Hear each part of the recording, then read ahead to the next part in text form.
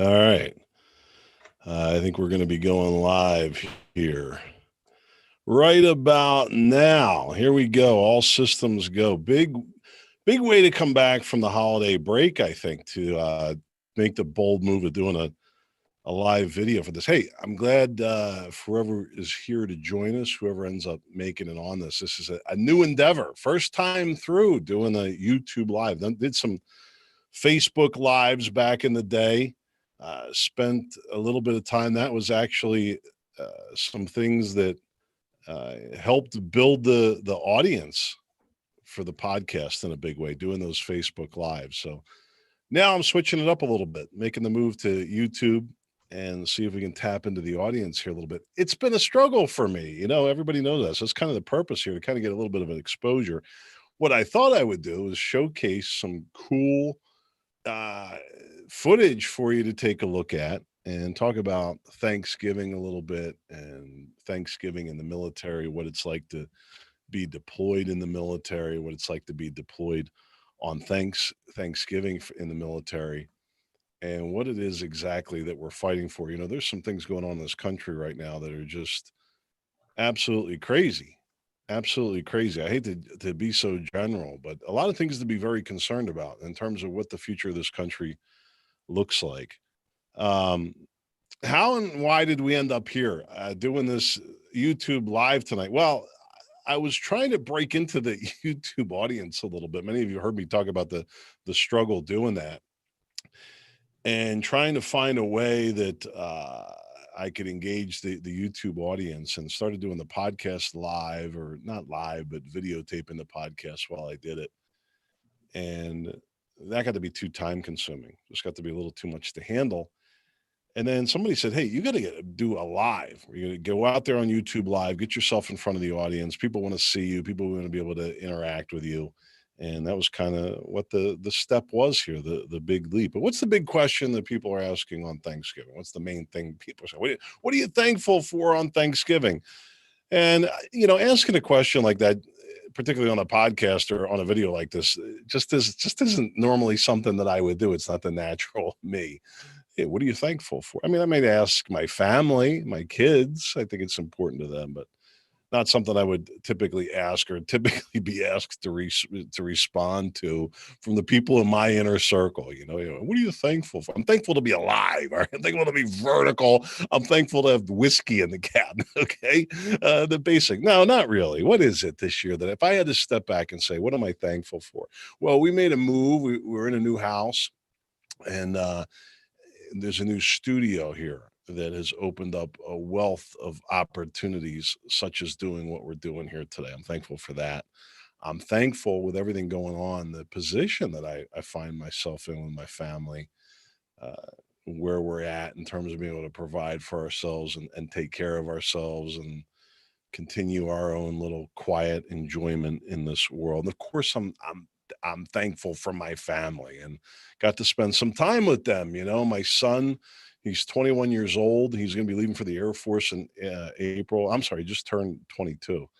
Time goes fast. 22 years old, getting ready to go in the Air Force. Going to be in pararescue, which, if you know anything about pararescue, is Air Force Special Forces. And we're super excited about seeing him take advantage of that opportunity and carry on the military legacy of the family. My father, both my parents, my mother and my father, served in the military. His grandfather on his mother's side served in Korea. Myself, a Marine combat veteran, and now he's going to do it in his own way. So this may be one of the last few times we get to have him home, at least for a little while. And yeah, like a lot of people, I would say that Thanksgiving is one of my favorite holidays. I love it like a lot. I like to eat. Who doesn't like to eat? I like to be around my family. I like to enjoy all those things. So I said that one of the things I wanted to do, in case you haven't been able to notice here from the footage that I've been able to display here, that I wanted to showcase a little bit the American military and talk about what it means to be in the military. Great stuff that I'm going to be able to show for you here. I know my big head is in the way, but this is the way we're able to view it, make it kind of larger than life. All these different things, all these different capabilities of the United States military. 1.3 million veterans have died defending this country. And I've made different analogies about this over the years. If they stood shoulder to shoulder, they'd span from Richmond, Virginia, all the way to New York City. Those are the men and women, the soldiers, airmen, sailors, and Marines, men and women that have died defending this country. Young men and women that believed in what the flag stood for, the Constitution, the law, the equal access, and what that meant. And about the same number, by the way, it's the same, our standing army, if you will, our American military is also about 1.3 million currently serving around the world in places that I don't even know how to pronounce, much less you know where they are. Godforsaken places in some cases. In some cases, very young. I was 17 years old at the point that I joined the Marine Corps. 17 years old, 19 years old, I was in combat, deployed, a million miles away from home, standing our ground. You start to learn a lot about philosophy when you're staring down the barrel of a gun. You know what I mean? All of a sudden, the world takes on a little different perspective. Anyway, I appreciate you joining us tonight. I know a lot of people are going to be watching this on the replay. That's good. Like I said, it's the first time doing a live. And I'm going to take a little deep dive into a couple of things. I got a special guest who was kind enough to join me. He took the same oath that I did. Before I introduce him, I want to repeat this oath, and then maybe he'll talk about it a little bit with us. I, Christopher Scott, do solemnly swear. This is the same oath of enlistment that every sailor, airman, soldier, Marine takes before they ever step foot on their recruit depot, on their boot camp. I, Christopher Scott, do solemnly swear or affirm. I don't believe that was an option when I took it. It was either you swore or you didn't. I don't take oaths anymore. I believe that this was the one and only oath that I ever took in my life. I, Christopher Scott, do solemnly swear that I will support and defend the Constitution of the United States against all enemies, foreign and domestic, that I will bear true faith and allegiance to the same, and that I will obey the orders of the President of the United States and the orders of the officers appointed over me according to the regulations and the Uniform Code of Military Justice. And here's the kicker in that. 4 little words. I'm surprised it's even legal today. So help me God. Butch Erskine. Some of you have heard me talk about Butch, my brother Butch, Air Force veteran, Butch Erskine, author of Hope for Survival, available at hopeforsurvival.com. Before we get into the whole book and what the book is about, do you remember taking the oath of enlistment, Butch? I do. Very, very, very, very clear. August 1982. And then I took it again in March the 2nd of 1983. I was put on a flight and sent to San Antonio, Texas to lose my hair, my name, and everything that I thought I once believed. And it was the smartest decision I ever made in my life. Truly, it was an absolute honor to serve our country and to serve the American people. And it's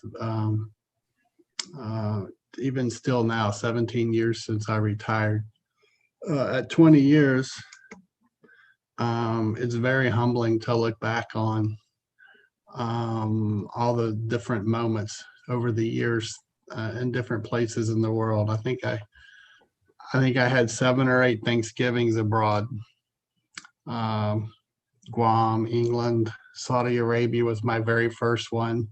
And my Thanksgiving meal was choice between a cheese sandwich and a peanut butter sandwich.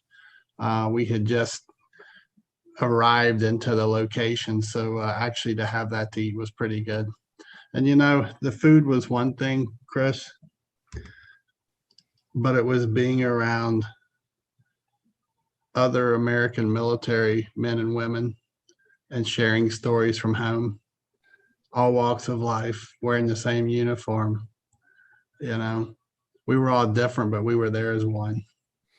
And it was truly an honor. I think definitely one thing you learn, serving in the military, at least in most cases, I'm sure it's not the case for everybody. Everybody's story is a little bit different. Their journey is a little bit different. But on some level, serving in the military, and I think you probably say this for even beyond just the American military, you learn what it means to sacrifice. You learn personal sacrifice. And, it's a unique opportunity to learn that in a service environment. And I think you're right too. That element of brotherhood is Yeah. something that there's such a strong connection, at least between certain veterans. Yeah, it's like you and I kind of tease each other on the side, the Air Force, Marine Corps thing. But when you're deployed downrange, we all have different jobs, but we all have one goal. And it doesn't matter whether your uniform says Marine Corps, Air Force, Army, Navy. We're all one. Yes, serving indeed, the country, the flag, and the Constitution, and we have our marching orders, and our goal is for all to return. Now, I want to talk a little bit about the goal in a second. I'm going to come back to you, Butch, there. I want to talk about the book. I want to talk a little bit about preparation. I want to talk first, though, about what's in front of us a little bit. People ask me questions all the time, and you definitely get to see patterns to the questions that people begin to ask. I'm talking about people in my private life, people in my semi-private life, as well as the audience of the podcast, where people, they're going to say, what do you think is going to happen? Who do you think is going to win the election? And you hear me say it once, you heard me say it a million times. I don't have a crystal ball, and I don't expect to have one anytime soon, quite frankly. But I do want to talk about a couple of things going on, and as I see it tying together, and I want to talk a little bit about thinking about where we stand on this, both individually and collectively. So the first big issue going on that everybody's well aware of is this election and the question of the legitimacy of the election. Now, you've got a lot of people on the left, a lot of media focused on saying that message is nothing but some crazy conspiracy to overturn the election that rightfully Biden won. And then you got conservatives looking, I'm like, man, these numbers aren't adding up.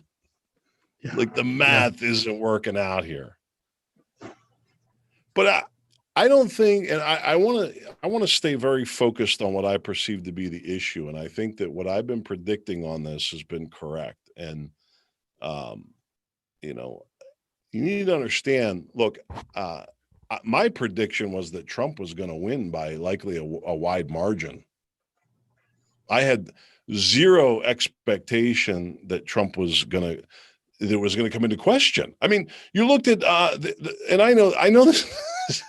The right would the liberals would say, well, you're stupid conservative, they'll judge it based on how many flags Trump is selling. They were selling Trump flags 100-1 over Biden. Yeah. And you say, well, what does that mean? It means nothing. But then he had 10 times more of a social media following. And you say, well, what does that mean? Well, it means nothing. And you say that, well, he consumes 90% of the media. And you say, well, what does that mean? It's not an election. I say, it's true. It's not. But all of that is just a big distraction. And I got to tell you something, that I myself have gone back to school on the importance of what all this means, but I called it right and I called it early. And I said, the issue is an issue of due process. You cannot have a judge or a governor or whatever the case might be, at whatever level of government, you cannot have them unilaterally making legislative decisions. You end up with a banana republic. And the fact of the matter is, this isn't hard to understand, that certain governors and others work to change the election laws without going through the proper process. And that due process is a fundamental part of the democratic part of our republic and the foundation of peace that existed within this society by design, because the founding fathers apparently knew what life was like without it. Yeah. And they said people have to have a way to air their grievances, have to have a fair system to have their arguments heard on the merits and a decision made. All of those components are important, and all of those components have been ignored by these totalitarian governors. Ironically enough, as immaterial as the flags and the social media, ironically enough, the 5 swing states with Democratic governors and largely district attorneys funded by Soros in their major cities, ironically enough. Okay. I said to myself, I want to stay a little calmer on the videos. You know, I don't want my blood. I don't want to be the angry YouTube guy. I want to be the happy YouTube guy. I think folks like the angry ones. Look at this shot behind me. Is that not incredible? Do you think that is probably a C5 or something like? You would know, Butch. What is that? Yeah, I'd say it's one of the heavies. C5, C17, maybe a 141. That was about as clear as mine. There you go. What's that? Oh no, that's a self-propelled howitzer there, 155 millimeter. Our military has such incredible capabilities, which I was going to mention this point last. I want to mention it now with that as a backdrop. I don't know if you're hearing any of the stories about Iran and the potential arrest. So, you've got such a huge potential for unrest over the election, which I've called that as well. I talked about the election being a tipping point. Here we are, the tipping point being drug out. The consequences could be monumental. Iran now talking about war, the seemingly indication that they want to politically promote Trump into a war. And then UN Agenda 2030 is something that I wanted to throw into there. And you say, well, where did that come from? You're not hearing that in the news. Right. You know what I'm talking about when I say Agenda 2030, Butch? Yeah, actually, I've been tracking it since about 2010. It used to be Agenda 21, then it was Wilderness Quarter. Yeah, there's Agenda 2050. And now it's 2030. Yeah. Yeah. In 2015, as best as I can understand, our government surrendered, via a very puppet, purely, figurative gesture, basically opted into this grand scheme of one world government. Yeah. Is that your understanding? Yes. Yeah. The Obama administration said, yeah. So, and all of this information is plainly available on the web if you choose to go look for it. But make no mistake about it, nobody's going to make any effort to get the information into your hands, except for a couple of rogue YouTube idiots like myself. Right?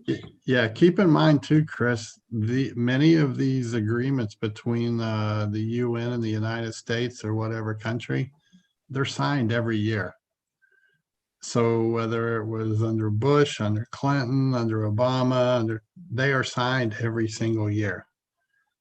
It's basically renewed. Or the agreement from the UN, under certain conditions in the United States, the UN will send peacekeepers into the United States to support our government. Maybe they see it from a different light than we do. But those agreements are signed on an annual basis. They're renewed. No, I could go on for an hour about the dangers, horrors, and problems with this. Besides the fact that, in my opinion, and I think most constitutional lawyers would agree, completely unconstitutional that our government would even entertain such an idea. The word that I have is simply this, and that's tyranny. Because the minute that we're going to begin to surrender our rights to somebody in where in London, That's a whole nother story. But let me say this. I got to move on because I don't want to get tied up forever because you know me, I get to rambling and I'll go on this whole thing for Before you take off rolling, when you get a second, let's talk about Iran for a minute. go. Iran. One important thing to remember about Iran is, the United States right now, President Trump is on the verge of pulling out the largest peace deal in the history of our country. Saudi Arabia is the single country right now that we're waiting. And once Saudi signs this peace agreement with Israel, there's about 33, 34 other Arab countries that are going to follow suit, with about 8 that have already signed, I believe. They are all Arab. Iran is 50% Persian. They're 50% Persian and 50% Arab. Okay. Iran is not part of that peace deal. Saudi Arabia and Israel both know Iran has to be dealt with, and the only hope of them being dealt with is between now and the departure of our current president. Because if by chance he rotates out of office, the incoming administration, they are pro-Iran. So a lot of the news you're hearing, there was an assassination of their top nuclear scientist in the last 5 days in Iran. Iran's threatening to build more of the centrifuges. This is where that's heating up at. The U.S. just sent B-52 bombers in the last 5 days. Yeah, and there's been assets moved into the Gulf. So, look, the bottom line, we go into a whole thing about that, and I'm not an expert on foreign affairs or Iran, but yeah, nor I. Trouble on the horizon there. Yeah. You got trouble at home. You got big trouble at home. You got this crazy UN agenda that there's this massive political divide on here, right? And I don't think that part of the problem is most of the people are being fooled. Look, you don't hear anybody getting up publicly. 2 things I'll say to you to think about. Not one politician has ever gotten up and said, and this would be on the Democratic side for the most part, it wouldn't be Republicans, but not one has gotten up and said, oh, I support and promote UN Agenda 2030. They're not putting it out there like that. Right. Nobody's saying that. And let me tell you what UN Agenda 2030 includes. You're not getting that. At the same time, you're never getting a liberal politician saying, I want to be clear, I support and defend the Constitution, which they all took an oath to do this, a similar oath to what we took. I guess the difference is in terms of how much that oath gets bought and sold for. And that's a problem for both parties. But let me just move on here. I don't want to be on a rant. I want to keep, because there's stuff I want to get to. We're in too late, right? Now, strange times. Look, we got a big debt issue. All right. Big issue around the world, not limited to the United States. Information monitoring and tracking of citizens that's never gone on before, as best I can tell, in the history of humanity. The amount of data collection, and it's 4 big tech companies that are doing that by and large. Add to that, you've got this unrest, which is the same stuff going on around the world. There was a protest in Portland over the weekend. You say, wait a minute, what are they protesting? They got their president, right? Then there was a big protest in London, and the police reaction was very strange to all that. Patterns. I'm giving you quick cliff notes of all that. And then you've got these roaming shutdowns. All of this, I want to say to you, and some of you are going to just laugh at me saying this, that I remember being predicted by, and I'm sure there were others, but the guy that I remember predicting all this was Glenn Beck, back when he was on Fox News. And he was ostracized, whatever the words I'm looking for there. It's getting late here on this Sunday night. They laughed him out of town, but you know what? He was right about it. Yep. He was right about it. I want to show you something real quick. Let's see. This is us. That's not what I want. Okay, this is what I wanted. Are you seeing that there, that image in that Yes. street corner?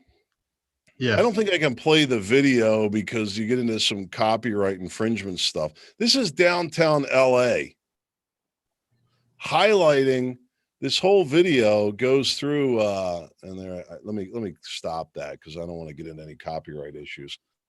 I don't know what the rules are on if you do a screen share of a video, or I was like, I could do a screen share with a Kindle book that I bought and read it to you. Am I in violation of copyright laws in doing that? I believe that I am. So I want to be respectful of everybody's copyright, but hopefully you got a little glimmage, a little image, a little glimpse of an image inside of LA.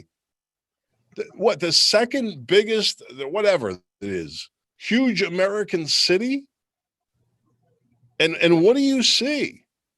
You see the results of the most progressive city, at least in the United States. How many times do we keep banging our head against the wall and say that this isn't working? And they say, well, it's the uniqueness of the problems. I don't know what to say about that.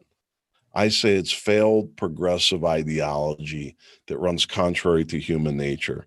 Let me ask you something, and before I get into the preparation side, Butch, this is from the Declaration of Independence.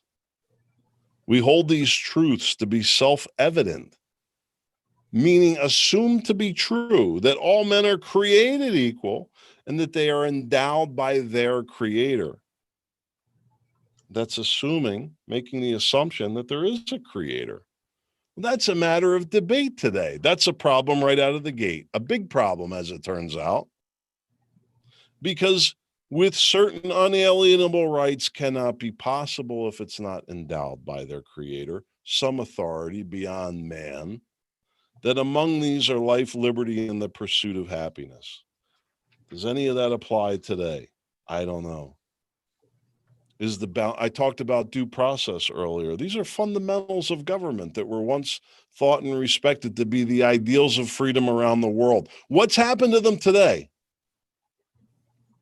Balance of powers. Even the most noble kings will become tyrants if their reign is unchecked, just as democracy will degrade into mob rule if there are no constraints on popular power.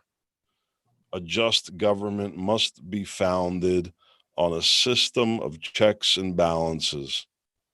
Liberals have sought to cast that aside and infiltrate every level of our government, every arm of our government, the judicial branch, the education system, local governments, state governments, mayors, district attorneys. Of course, they have the right to run for these positions.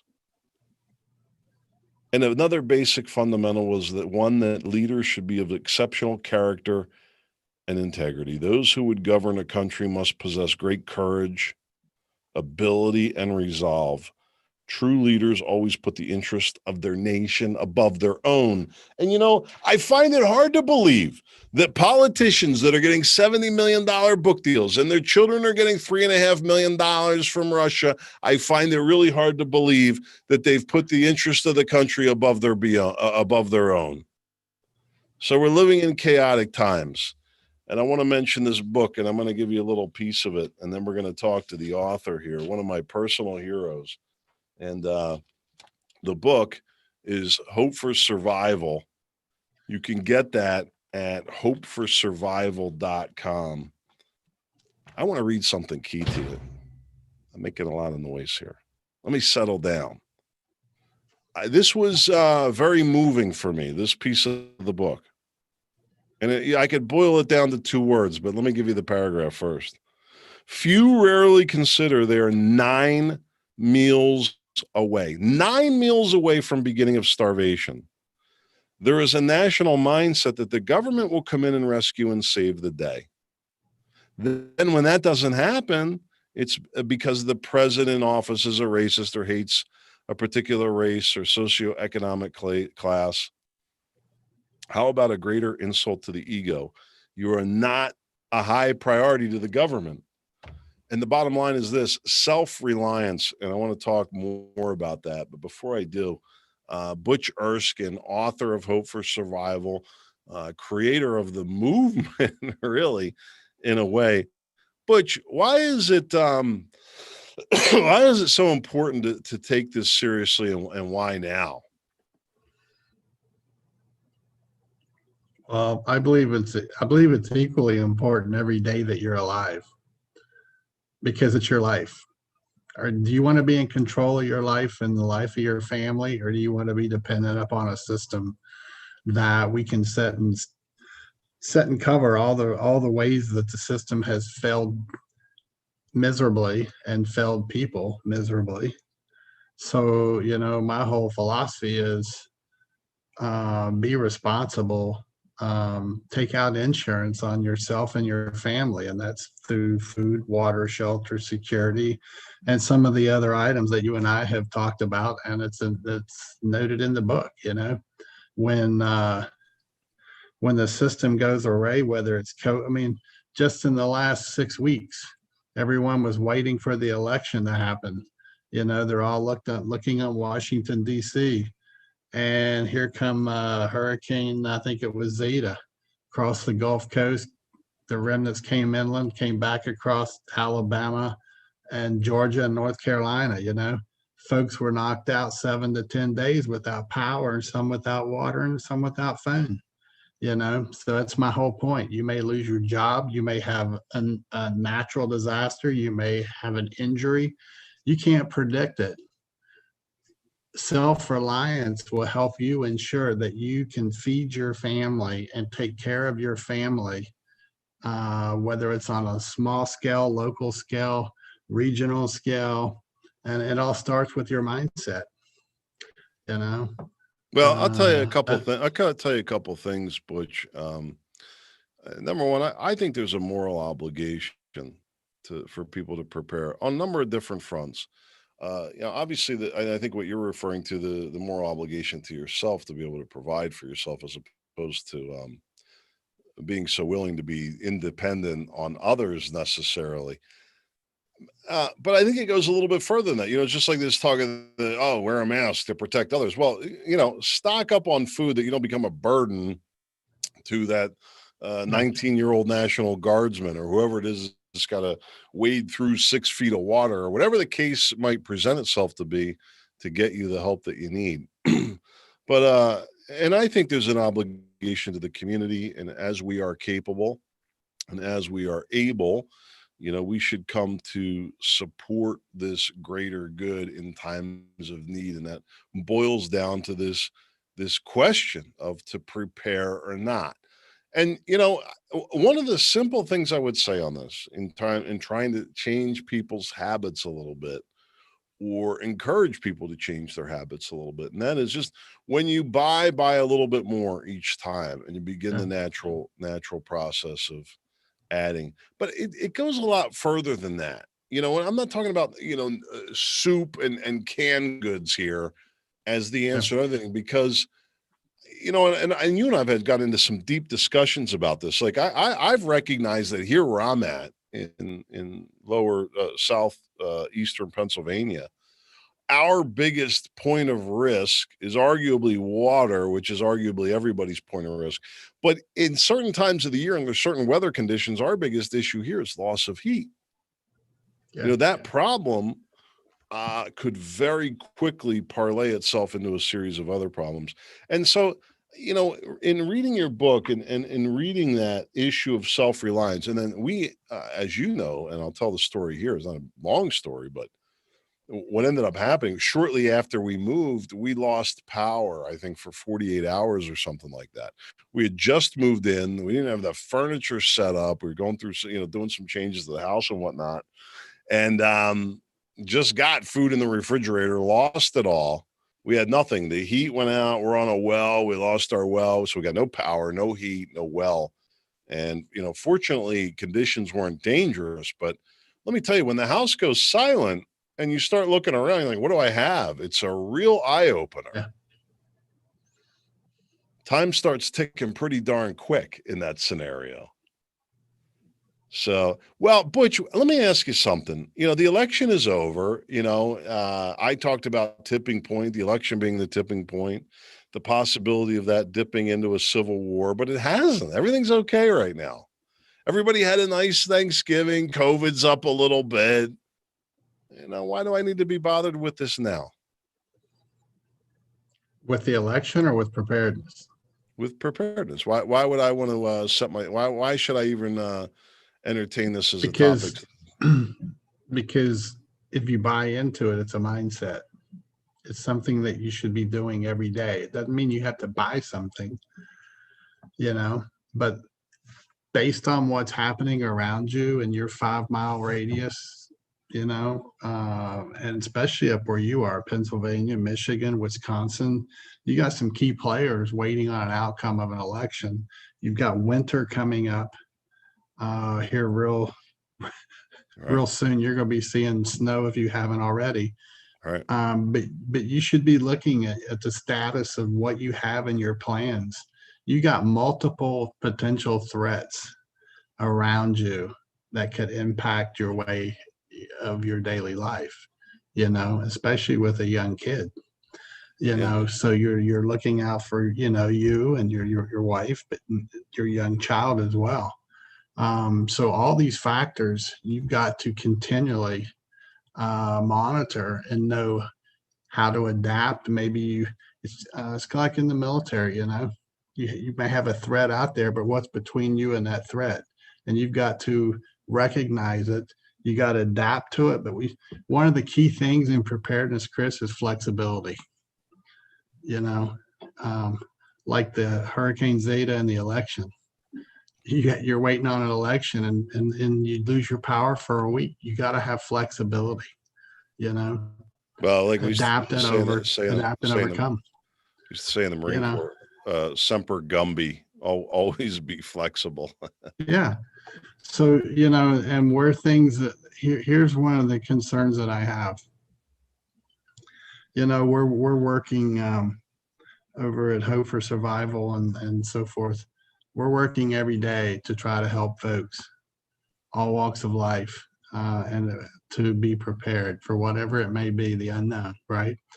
And one of the concerns that I really have right now in our country is I was down in, the wife and I drove down to North Georgia a few weeks ago to do all-day classes at a church and then do some other work. More and more small communities are closing. The mom and pop shops, the stores, the restaurants, the little corner marts, they're boarded up. They're not coming back, right? But these are our people. No matter who they are, they've been knocked down, and they're going to need people to help pick them up. And that's where I think that we, as American loving patriots and people of faith, I think that we have a responsibility to also be prepared to do what we can to the best that we can, especially with winter coming up. I mean, it was sad to go through these communities. It was an eye opener for me, having been to Haiti and some of these other third world countries. And it's like, this is home. These are our people. I don't know them, but they're our people. And if we go through another round of COVID, it's going to be harder and harder for these people to survive, Chris. Well, I believe it's going to be. Go ahead. I think that a lot of veterans are going through a great moral conflict right now on a number of different fronts. And I agree. There's a question about, what are our obligations and, what should we be doing? What shouldn't we be doing? Not really a question that I don't hear come up every day from a veteran that I know. It's just the same feeling of this bit of a urgency to act. But the main thing that I wanted to bring up was this book, Hope for Survival. I got to tell you, Butch, you talked about changing the mindset, and you've changed my mindset on this. And it's funny listening to you talk as the situation evolves. Like, I had a plan going into the election. And I had a plan that if I saw certain things, if I saw X, I was going to do Y. I didn't have to do those things. Now I'm watching for a different set of X. And if I see that, then I'm gonna respond in Y. But anyway, it has changed my mindset. Uh, the proceeds from the book, or the profits from the book. First of all, I have no business relationship with Butch. I don't make any money on this. I don't want any money from it. Are you taking all the money? What do you donate? You're donating a portion of this, right? Yeah, we pay the print cost from each book sale. We pay the print cost, and then 100% of the remaining. It's about 750 a book roughly, is donated to charity, and it's donated to a food kitchen here in East Tennessee, where we're at while we telework. Yeah, so actually, book sales have been tremendous this second half of the year this year, and we've, like I said, $7 roughly per book, and we've put about $800 into the food bank since October. Awesome. Well, And listen, that's a lot of food for hungry people. It's good. It's good. It's awesome to be able to help out. And I want to make sure everybody understands this wasn't like a, whatever we're at, 42-minute book pitch. It's not what this is about. If you're interested in, protecting your future, possibly near future, and your families, I highly recommend it. Do as you may. That's your option there. But anyway, Butch, thanks so much. One of the things I want to just mention, a couple things before we sign off here shortly, and a couple things I want to put in front of you. But I've been thinking a lot about the direction of the podcast, and I'm going to talk about this a little bit on tomorrow's podcast, which is going to be posted here in just a few hours. And trying to figure out, where I wanted to go with it, what I wanted the message to be, and the message that I want to be is consistent with what's in Common Sense, among other things. It's not just limited to this, but Common Sense was written at a time when this country was immersed in incredible conflict. The Revolutionary War was as much a civil war as it was a revolutionary war. A lot of people don't realize that. Most people did not want independence from Britain. They thought it was scary. They wanted to maintain that attachment to Britain. And at the time that the second edition of Common Sense was written, the Revolutionary War had already begun. The Declaration of Independence had already been signed. And then comes along this book, this pamphlet, making the case for freedom. And you say, why would that be necessary if the Declaration of Independence had already been signed and the Revolutionary War was well underway? Because people weren't supporting it. It wasn't popular. Freedom in America was not popular at that time, of all things. All this patriotic, fluffy stuff you want to see, hear, and believe. It was like this radical minority that changed the idea of freedom for people around the world. And it was slipping. And Thomas Paine wrote Common Sense, which was, I think, undeniably at this point, the single biggest, most convincing call to freedom ever made. And I think that there's a need for it today as much as ever. I rewrote it in modern English. I think it's the best way to read it. I think it'd make a great Christmas gift. Listen, this was the call to freedom.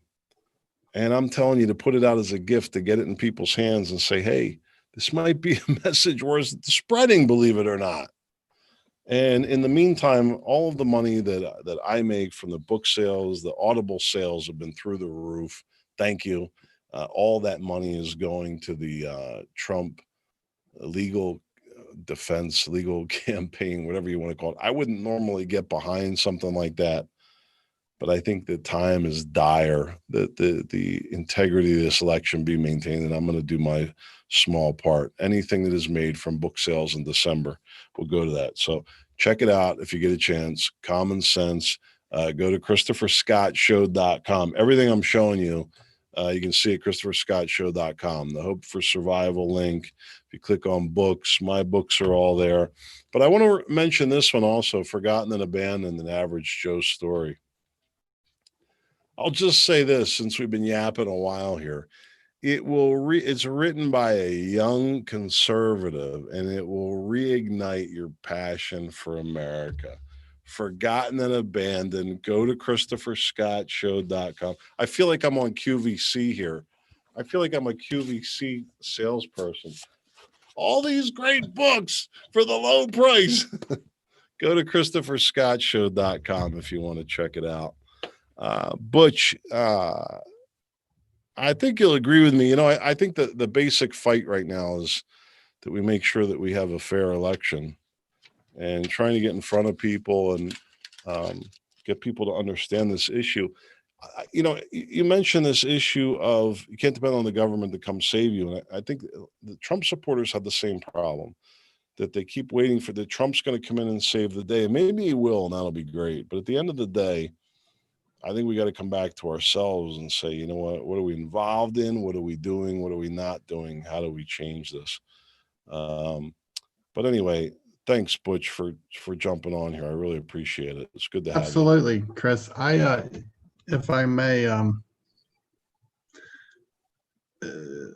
we're in a really tough position right now. We were, as a nation, as patriots, veterans. I know a lot of men and women patriots who are not veterans, who are willing to stand and die for our country and for the cause of our Constitution and Bill of Rights at all ages. You know, and the thing, it's like, if tomorrow morning the president goes out on the balcony and says, "I'm calling all patriots to Washington, D.C., where do you stand?" You know, and it's something an individual can only answer. The questions are asked also, but, you know, like you and I were discussing before we started tonight, you know, we have to allow the process to play out the way the system's designed, whether it is in our favor or not in our favor, or it appears corrupt.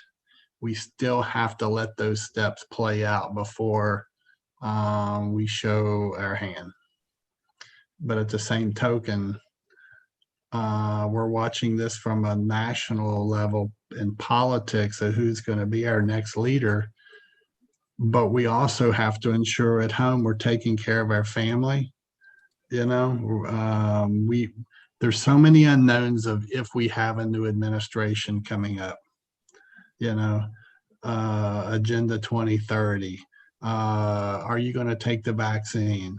There's another wave of COVID coming. There's higher taxes coming. How's it going to affect new skills because of all the new AI and the virtual reality technology that's replacing man with the robotics?